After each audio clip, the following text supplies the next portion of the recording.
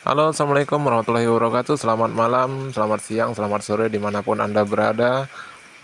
Kembali lagi di channel Bang Edo yang membahas seputar pertanian ya. Pada kesempatan video ini saya akan menjelaskan beberapa kesalahan dalam pengendalian hama sehingga mengakibatkan hama tidak mempan atau tidak bisa kita kendalikan menggunakan pestisida yang biasa kita gunakan atau pestisida atau insektisida yang biasa kita beli di pasaran. Setelah saya lakukan penyerupai ke beberapa daerah, ini keluhan yang sangat umum terjadi adalah pestisida yang biasa mereka gunakan hanya bagus atau hanya efektif ketika di awal, tetapi selanjutnya ini kurang efektif.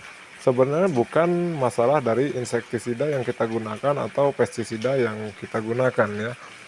Nah, di sini saya akan bahas atau akan saya bongkar tuntas 3 kesalahan yang sering dilakukan para petani dalam mengendalikan hama.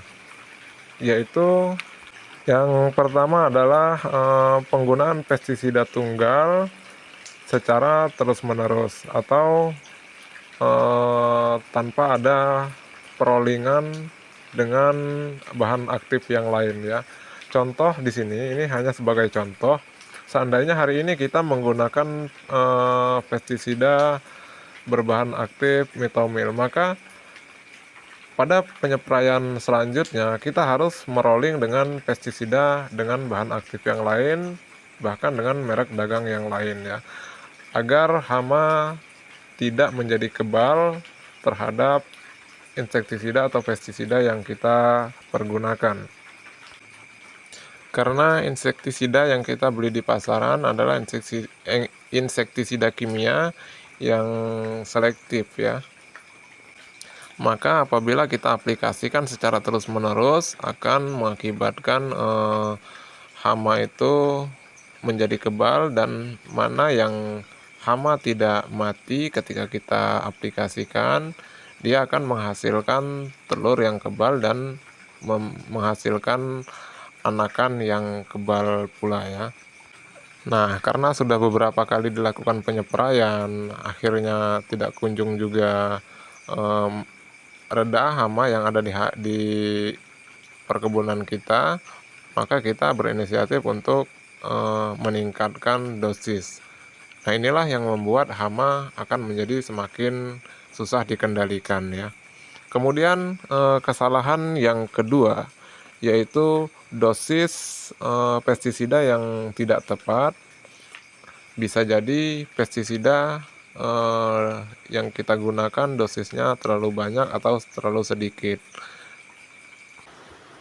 Dengan kata lain, dosis yang kita pergunakan tidak sesuai dengan apa yang ada di label yang tertera pada kemasan yang kita pergunakan. Ketika kita menggunakan dosis yang berlebihan, maka akan menyebabkan fitotoksisitas atau keracunan pada tanaman sehingga meningkatkan resistensi hama dan membuat kita semakin sulit lagi untuk mengendalikan hama yang ada di lahan pertanian kita ya. Kemudian ketika kita mengaplikasikan dengan dosis yang kurang atau terlalu sedikit, maka akan membuat hama menjadi kebal atau dengan kata lain resisten, sehingga kita harus menambah dosis atau mencari produk lain yang kita akan pergunakan. Kemudian kesalahan yang ketiga atau yang terakhir yang sering kita jumpai adalah pengabaian prinsip pengendalian hama terpadu atau disingkat dengan PHT. Sebenarnya pada masa awal tanam, nah di masa ini tingkat serangan hama belum begitu parah. Kita bisa menggunakan pestisida nabati yang kita olah sendiri atau kita buat sendiri dari bahan-bahan yang bersifat alami, contohnya seperti daun mimba, kunyit, sereh, temulawak, dan bawang putih ya. Kita bisa pergunakan salah satu atau semua bahan itu kita rebus dan kita fermentasikan paling cepat itu selama 1 hari 1 malam ya, baru bisa kita aplikasikan ke tanaman.